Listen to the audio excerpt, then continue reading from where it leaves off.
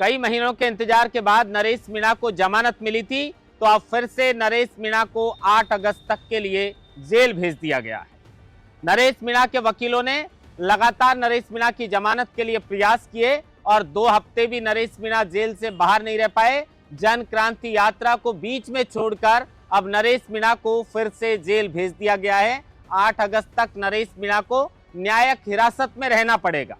झालावाड़ में स्कूल की छत गिरने के मामले को लेकर नरेश मीणा जो परिवारों को मुआवजा दिलाने की मांग कर रहे थे, कहा जा रहा है कि उसी को लेकर नरेश मीणा और उनके समर्थकों ने अस्पताल के इमरजेंसी वार्ड के बाहर हंगामा मचाया और इसी को लेकर कई धाराओं में नरेश मीणा के ऊपर मुकदमा दर्ज किया गया। पहले नरेश मीणा को डिटेन कर लिया गया था, उसके बाद नरेश मीणा को छोड़ दिया गया था, लेकिन फिर से नरेश मीणा को गिरफ्तार किया और मजिस्ट्रेट के समक्ष पेश किया तो नरेश मीणा को 8 अगस्त तक के लिए जेल भेज दिया गया है। अब नरेश मीणा ने कुछ दिन पहले जिस तरीके से गुजरों को लेकर जो नरेश मीणा के बिगड़े बोल थे, ये बिगड़े बोल भी नरेश मीणा को महंगे पड़ सकते हैं। जिस गुजर समाज ने नरेश मीणा का साथ दिया जब वो जेल के अंदर बंद थे, और अब गुजर समाज के बारे में जिस तरीके की बात नरेश मीणा ने कही है, इस चैनल पर हम वो शब्दों का जिक्र तक नहीं कर सकते, लेकिन उन्होंने गुजरों से कहा कि डूब मरो, और गुजरों के लिए क्या क्या कहा आपने वो वीडियो जरूर सुने होंगे। लेकिन उसी को लेकर कोटा के गुजरों में नरेश मीणा के खिलाफ भारी नाराजगी है। गुजर कह रहे हैं कि भाई ये सड़क छाप नरेश को, हमारी समाज को सर्टिफिकेट बांटने का अधिकार आखिर किसने दिया है? अभिव्यक्ति की आजादी है, कोई किसी के भी साथ रह सकता है, किसी को भी वोट दे सकता है। और नरेश मीणा ने कहा कि जो गुजर ओम बिरला के साथ थे वो, आपने सुना होगा क्या कहा। इस तरीके से नरेश मीणा को नहीं बोलना चाहिए था। नरेश मीणा को अपना गुस्सा शांत करने की जरूरत है, नरेश मीणा को ठहराव की जरूरत है, और जिस तरीके से भावावेश में आते हैं नरेश मीणा, उसका खामियाजा उन्हें फिर से भुगतना पड़ गया। अब ये मामला झालावाड़ में स्कूल की छत गिरने का था। हम भी इस घटना से काफी आहत हुए। हम ही क्या, पूरा देश इस घटना से आहत है कि आखिर आजादी के 70 वर्ष बाद भी, 70-75 वर्ष बाद भी ऐसी क्या नौबत आ गई कि आज स्कूलों की जर्जर छत गिरने को मजबूर है। नेता एसी के अंदर जाकर बैठ जाते हैं, एसी की गाड़ी उन्हें मिलती है, बंगला मिलता है, तो गरीब आदमियों के बच्चों की कहां उन्हें इतनी फिक्र होगी। उन परिवारों को आपने देखा होगा रोते बिलखते अपने बच्चों के लिए, क्योंकि एक साथ 7 बच्चों की अर्थियां उठी थी। और ये मातम इतना जबरदस्त था कि इसके बारे में सोचना ही आदमी को रुला सकता है। अब इन बच्चों का क्या गुनाह था? इन बच्चों का कोई गुनाह नहीं था, जिनको सरकारी सिस्टम और भ्रष्ट सिस्टम का खामियाजा भुगतना पड़ा है।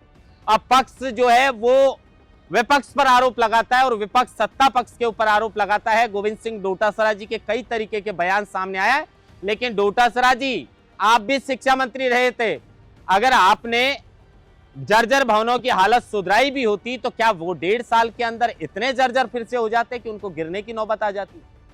अब साहब, गरीब का बच्चा मरा है, गरीब को इस बात का दुख है। थोड़े दिनों में मामले को दबा भी दिया जाएगा, लेकिन जिन परिवारों के चिराग बुझे हैं, उनके मन से, उनके दिल से उनके आंसू जिंदगी भर आते रहेंगे। उनके आंसू पहुंचने कोई नहीं आएगा। महारानी वसुंधरा सिंधिया का गढ़ है। परिवार जो थे, मृतक परिवार के परिजन, वो वसुंधरा सिंधिया के गोद में जो है वो अपना सिर रखकर रोने को महिलाएं मजबूर थी, क्योंकि उन्होंने सोचा भी नहीं था कि उनके बच्चे स्कूल तो जाएंगे लेकिन फिर कभी लौट कर नहीं आएंगे। लेकिन इस पूरे मामले को लेकर नरेश मीणा जिस तरीके से परिवारों को न्याय दिलाने की, उनको मुआवजा दिलाने की मांग कर रहे थे, अब नरेश मीणा के ऊपर कई धाराओं में मुकदमा दर्ज किया गया। पहले उन्हें डिटेन किया गया था, फिर छोड़कर फिर उन्हें जो है वो गिरफ्तार किया गया, और अब इसी मामले को लेकर जब उन्हें मजिस्ट्रेट के समक्ष पेश किया गया तो 8 अगस्त तक नरेश मीणा को न्यायिक अभिरक्षा में भेज दिया गया है। 8 महीने से नरेश मीणा की जमानत का मुद्दा गरमाया हुआ था। लगातार जो है उनकी जमानत के लिए बार बार जमानत याचिका लगाई जा रही थी, और अंत में जो है वो हाईकोर्ट से नरेश मीणा को बड़ी राहत मिली। उसके बाद उन्हें जमानत मिलती है, वो सीधे समरावता जाते हैं, फिर देवनारायण भगवान के मंदिर में जोधपुरिया जाते हैं, खाटू श्याम जाते हैं, और फिर जन क्रांति यात्रा का आगाज कर देते हैं। लेकिन इसी के बीच ये झालावाड़ वाला मामला हो जाता है, और उससे पहले नरेश मीणा ने गुजरों को लेकर जिस तरीके से बिगड़े बोल बोले हैं, उसको लेकर गुर्जर समाज में भी भारी नाराजगी है। कोटा के गुर्जर तो कह रहे हैं कि भाई अम्ब्रेला का प्रचार करने के लिए तो मीणाओं के बड़े बड़े नेता आए थे। कैबिनेट मंत्री किरोड़ी लाल मीणा जो है वो भी प्रचार करने के लिए गए थे। तो क्या वो भी वही हैं जिन शब्दों का आप इस्तेमाल कर रहे हैं? तो नरेश मीणा को अपनी भाषा पर संयमता बरतनी चाहिए, क्योंकि गुर्जरों पर जिस तरीके से बिगड़े बोल ही कहेंगे, क्योंकि कोई भी आम आदमी भी इस तरीके के शब्दों का प्रयोग, और वो भी किसी पूरी कौम के लिए, उसे टारगेट करके कर रहा है। अभिव्यक्ति की आजादी है, वो कहां अपना किसे नेता मान रहा है, किसे वो अपना जो है वो समर्थन दे रहा है, किसे अपना वोट दे रहा है, लेकिन नरेश मीणा को यह अधिकार किसने दिया कि वो किसी समाज को इस तरीके की बात कहेगा? अब भाई ये कहा है तो आपको भुगतना भी पड़ेगा। अभी इस मामले में, झालावाड़ वाले मामले में उन्हें जेल भेजा है।